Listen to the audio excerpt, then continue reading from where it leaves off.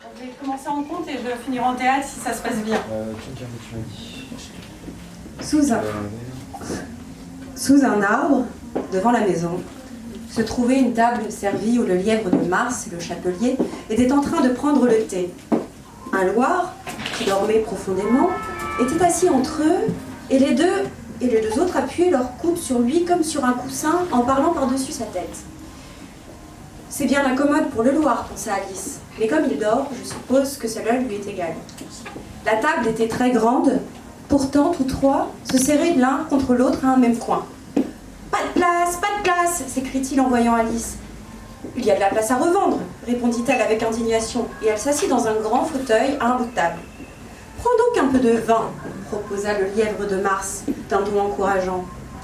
Alice promena son regard tout autour de la table, mais elle n'a perçu que du thé. Je ne vois pas de vin, fit-elle observer. Il n'y en a pas, dit le lièvre de Mars. En ce cas, ce n'est pas très poli de votre part de m'en offrir, répliqua Alice d'un ton furieux. Ce n'est pas très poli de ta part de t'asseoir sans être invité, riposta le lièvre de Mars. Je ne savais pas que c'était votre table, répondit Alice. Et elle est mise pour plus de 3 personnes.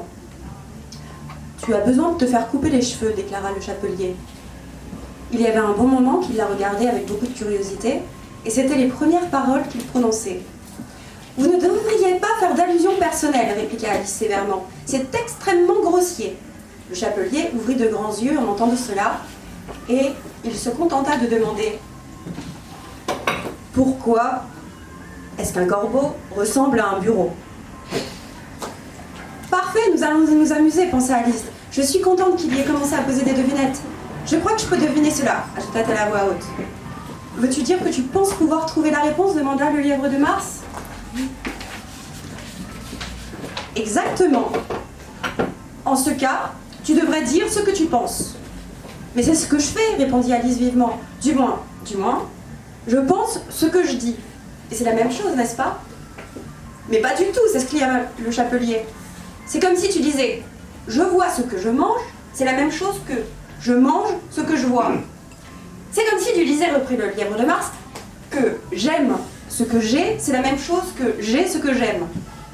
C'est comme si tu disais, ajouta le Loir, qui semblait-il parler tout en dormant, que « Je respire quand je dors », c'est la même chose que « Je dors quand je respire ». Mais c'est bien la même chose pour toi, dit le chapelier au Loir. Sur ce, la conversation tomba, et tous les 4 restèrent sans parler pendant 1 minute, tandis qu'Alice passait en revue dans son esprit tout ce qu'elle pouvait se rappeler au sujet des corbeaux et des bureaux, et ce n'était pas grand-chose.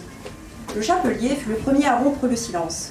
« Quel jour du mois sommes-nous » demanda-t-il en se tournant vers Alice. Il avait tiré sa montre de sa poche et la regardait d'un air inquiet en la secouant et en la portant à son oreille de temps en temps. Alice réfléchit un moment avant de répondre. Le 4. « Elle retarde de 2 jours, murmura le chapelier en soupirant. Je t'avais bien dit que le beurre ne conviendrait pas pour graisser les rouages, ajouta-t-il en regardant le lièvre de Mars d'un air furieux. Mais c'était le meilleur beurre que j'avais pu trouver, répondit l'un d'un ton humble. Sans doute, mais quelques miettes ont dû entrer. En même temps, grommela le chapelier. Tu n'aurais pas dû y mettre le beurre avec le couteau à pain.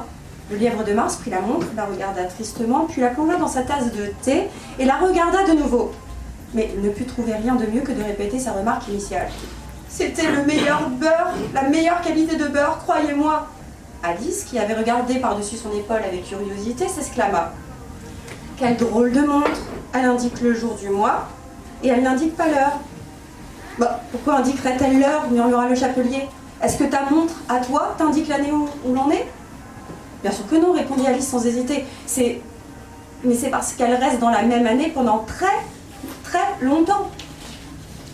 Ce qui est exactement le cas de ma montre à moi, affirma le chapelier. Alice se sentit terriblement décontenancée. La remarque du chapelier semblait n'avoir aucun sens et pourtant elle était grammaticalement correcte. Je ne comprends pas très bien, disait-elle poliment qu'elle le put. Est-ce que c'est pas trop long? Non. Je ne comprends pas. Continue. Quoi? Continue. Parce que vous avez la version théâtre où il y a juste les... Non, vas-y, c'est très bien. Je ne comprends pas très bien, dit-elle, aussi poliment qu'elle le put. Tiens, le Loir s'est rendormi, fit observer le chapelier, et lui versa un peu de thé chaud sur le museau. Le Loir secoua la tête avec impatience, puis marmotta sans ouvrir les yeux. Bien sûr, c'est exactement ce que j'allais dire. As-tu trouvé la réponse à la devinette demanda le chapelier en se tournant vers Alice. Non, j'y renonce. Quelle est la réponse? Je n'en ai pas la moindre idée, dit le chapelier. Moi non plus, dit le lièvre de Mars. Alice poussa un soupir de lassitude. Je crois que vous pourriez mieux employer votre temps, déclara-t-elle, que de le perdre à poser des devinettes dont vous ignorez la réponse. Mais si tu connaissais le temps aussi bien que moi, dit le chapelier, tu ne parlerais pas de la perdre comme une chose. Le temps est un être vivant. Je ne comprends pas ce que vous voulez dire, répondit Alice. Naturellement, s'exclama-t-il en jetant la tête en arrière d'un air de mépris. Je suppose bien que tu n'as jamais parlé autant. Peut-être que non, répondit-elle prudemment. Tout ce que je sais, c'est qu'il faut que je batte le temps quand je prends ma leçon de musique. Oh, cela explique tout. Le temps ne supporte pas d'être battu. Si tu étais en bon terme avec lui, il ferait presque tout ce que tu voudrais de la pendule. Par exemple, suppose qu'il est 9h du matin, l'heure de commencer tes leçons. Tu n'as qu'à dire un mot au temps et les aiguilles tournent en un clin d'œil. Voilà qu'il est 1h30, l'heure du déjeuner. Oh, si seulement cela pouvait être vrai, murmura le lièvre de Mars. Évidemment, cela serait magnifique, dit Alice d'un ton pensif. Mais voyez-vous, je n'aurai pas assez faim pour manger. Au début, peut-être pas, déclara le chapelier. Mais tu pourrais faire rester la pendule sur 1h30 assez longtemps, aussi longtemps que tu le voudrais. Est-ce ainsi que vous faites? Le chapelier secoua négativement la tête d'un air lugubre. Hélas, non, répondit-il. Nous avons discuté en mars dernier, juste avant que lui ne devienne fou. Il montra le lièvre de Mars de sa cuillère à thé. C'était au grand concert donné par la reine au chœur où je devais chanter « Scintille, scintille, petite chauve-souris ». Comment s'étonner que tu sois ici? Je suppose que tu connais la chanson. Bon, j'ai entendu quelque chose de ce genre, répondit Alice. Vois-tu, elle continue comme ceci, continua le chapelier. Loin, au-dessus du monde, tu voles, comme un plateau de thé dans le ciel, scintille, scintille. Ici, le Loir se secoua et il se mit à chanter tout doucement. Scintille, scintille, scintille, scintille. Et il continua pendant si longtemps qu'il dut le pincer pour le faire taire. Eh bien, j'avais à peine fini le premier couplet, reprit le chapelier, que la reine se leva d'un bond en hurlant « Il est en train de tuer le temps, qu'on lui coupe la tête !» Quelle horrible cruauté, s'exclama Alice. Et depuis ce jour, continua le chapelier d'un ton lugubre, le temps refuse de faire ce que je lui demande, il est toujours 6 heures à présent. Alice eut une idée lumineuse. Est-ce pour cela qu'il y a tant de tasses à thé sur la table demanda-t-elle. Oui, c'est pour cela, répondit le chapelier en soupirant. C'est toujours l'heure du thé et nous n'avons donc jamais le temps de faire la vaisselle.